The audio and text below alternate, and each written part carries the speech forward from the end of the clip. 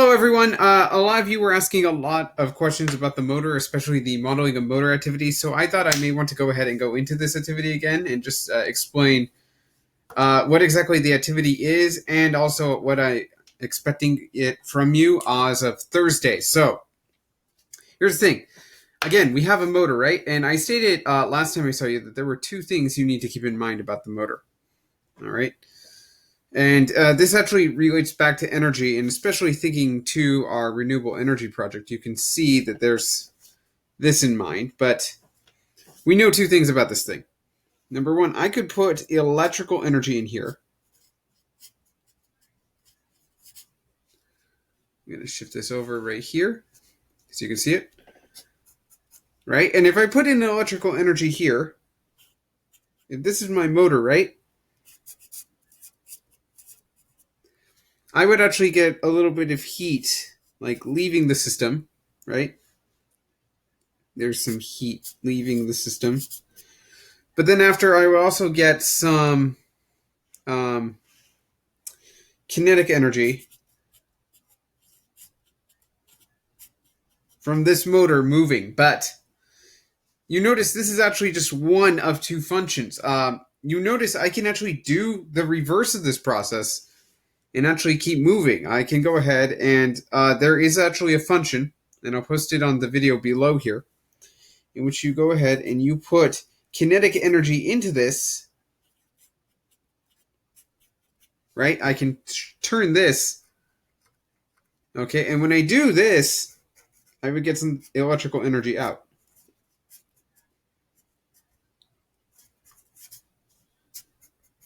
Okay, and then after there may be a little heat leaving the system, okay? Okay, but this is unique because not much stuff works like this, right? We don't suddenly start, shining light on our phones and then expect to go ahead and get electrical energy. It's like once that battery is depleted, it's giving you all it can from the flashlight. Like that's it. It's like you can't go backwards and forwards. You need to put it to recharge and get energy from a different source. Here, basically, we can have it going forwards in one direction. So let's assume that this way is forwards, right? Because this is normally how we use motors. And then after, we can go ahead and take the same process and have it run the other way. This is technically backwards. Okay.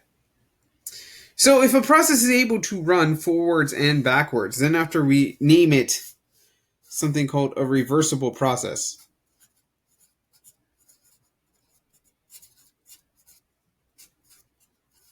And these are actually very unique in the universe. Basically, they're processes you can run forwards and backwards. And that's basically the function of a motor. Now, this is what you need to keep in mind for your energy project, for basically the stuff we've done so far. And the question I've asked you is, how does this become a reversible process over time? How does this allow us to not only go ahead and get energy when we put electrical energy into it, but also to go ahead and also put in energy into this, like some sort of renewable energy, and then after we can get electrical energy coming out of here.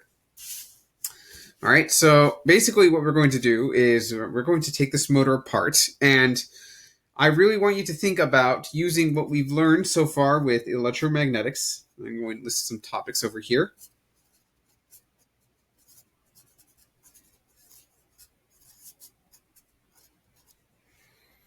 Okay. What makes this thing run forwards and backwards? How do we get a reversible process? Well, if you remember, this thing has three parts. There's the back part, motor shaft, and then after there's the casing.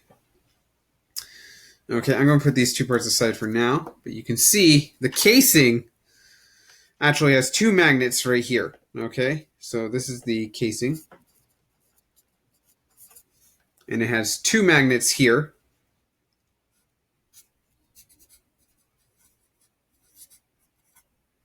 All right, and you can see here,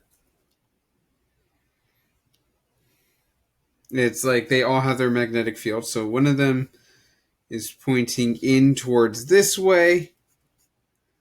There's the magnetic field B, and then the other side, you see the magnetic field is going this way. So we get a magnetic field here from these two magnets that are kind of just going straight through. So one thing to think about when you do your modeling a motor is the magnetic fields.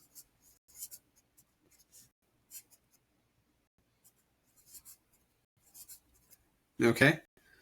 And that's just the casing, okay? And do note the casing itself is magnetic. So there is a certain direction in which everything moves in. So you want to take note of that. Okay, so you want to think about how the magnetic field inside of this thing will actually affect your motor. We're then going to go ahead and move on to the motor shaft.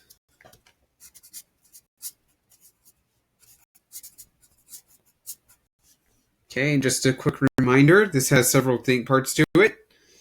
These coils of wire here, we talked about those. And they do have a name.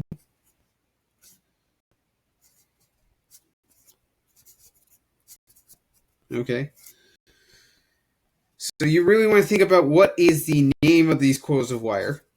And I'm going to add that to our list. And then what is their function with the magnetic field? So what are they, and then what is their function?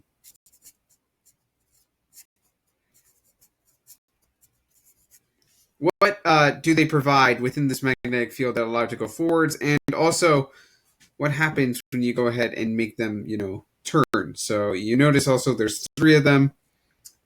There's that for a specific reason. Okay. The last part is what I affectionately call the back part. Okay.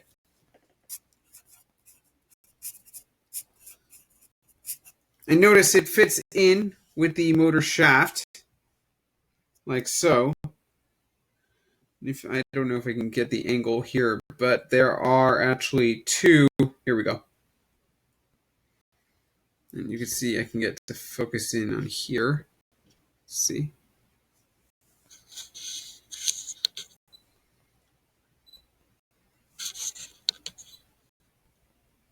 Yeah, you can see there's a bit of silver. So basically, these 2 parts, the copper parts, actually go on either side.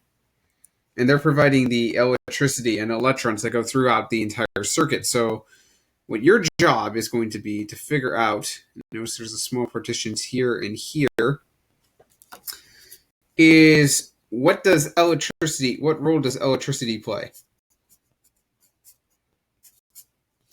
Okay, so that'll be kind of your purpose. And do notice this one holds the terminals for power.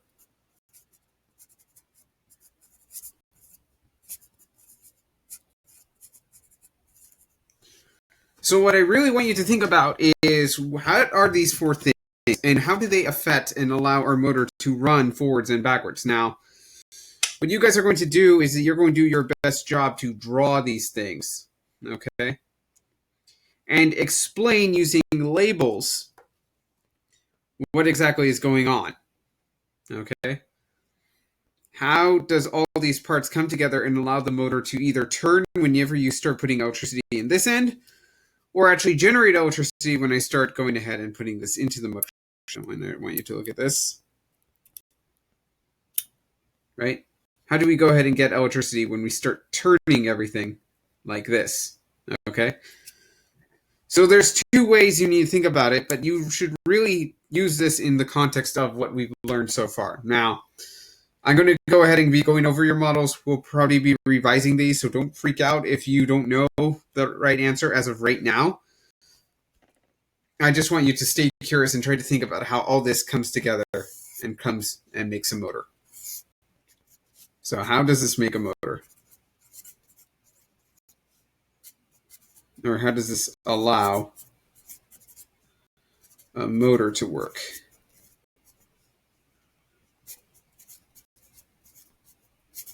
All right, so that's kind of the big question you want to answer using these facts, all right?